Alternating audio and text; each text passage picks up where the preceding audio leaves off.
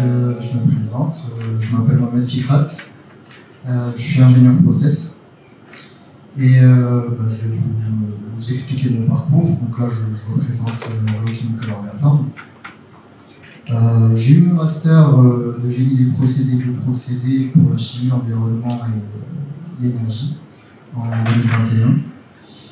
Et à partir de là, j'ai commencé à chercher, on va dire, une première opportunité professionnelle qui me semblait intéressante. Petit détail concernant mon master, j'ai fait l'université Paul-Sabatier, avec quelques crédits CTS à l'INPSIA 7, qui est une école d'ingénieurs en génie procédé. Et mon master est tombé pendant le Covid. Parce que je cherchais comme stage, par exemple, c'était dans l'industrie. Et disons que c'était pas la meilleure période. Donc j'ai pris un stage, on va dire, en plutôt orienté R&D, d'ailleurs à Orléans, au BRGM. Et du coup, à la fin de mes études, je cherchais une opportunité intéressante et je suis tombé quelques mois plus tard sur une opportunité qui se trouve très loin de Toulouse, donc en Moselle, pas loin de la frontière allemande.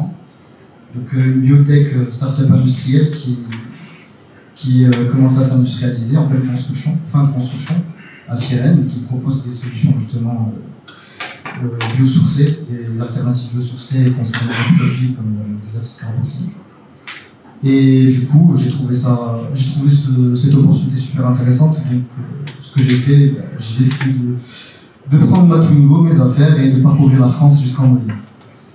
Et j'y ai passé 2 ans et demi, là où du coup j'ai utilisé mon bagage universitaire et du coup j'ai découvert le monde industriel, dans le sens où, comme je vous ai expliqué à cause du contexte du Covid, j'ai pas eu d'opportunité pendant mes études d'avoir déjà une première expérience en industrie. Mais j'ai beaucoup appris dans cette start-up. En tant qu'ingénieur process, j'étais très concentré sur le démarrage de l'usine, le démarrage d'unité industrielle. C'est quand même des compétences qui sont très importantes et très intéressantes pour les entreprises parce que j'ai vu la statistique, on m'avait dit à l'époque que c'était plutôt 5-6 usines qui se démarrent chaque année en France, mais ce sont des compétences qui permettent justement d'avoir une vision globale de l'industrie, la démarrer, l'optimiser et produire.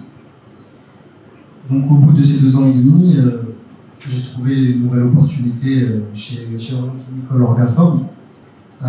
J'ai cherché un ingénieur process pour un projet qui était orienté justement chimie verte. Dans le démarrage d'unité industrielle, avec un client qui est justement aussi une start-up qui cherche à s'industrialiser sur Fagreen et qui propose justement une alternative biosourcée pour des tensioactifs, biosourcés du coup.